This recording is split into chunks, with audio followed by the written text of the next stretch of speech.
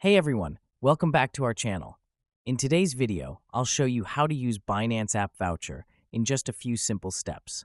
So, let's get started. First, open the Binance app on your mobile device.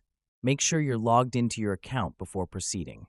Once you're in the app, look at the top left corner of your screen. You'll see a button. Tap on it to open the menu. From the menu, find and tap on Rewards Hub. This section contains various promotions and rewards that Binance offers. Now, inside the Rewards Hub, tap on My Vouchers. At the top right corner, you'll see a button labeled Voucher Code.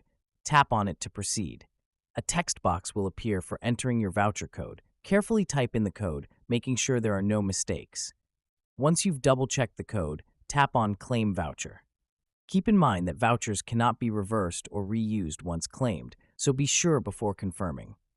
And that's how you use Binance App Voucher.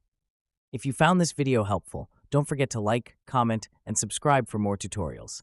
Thanks for watching, and have a great day.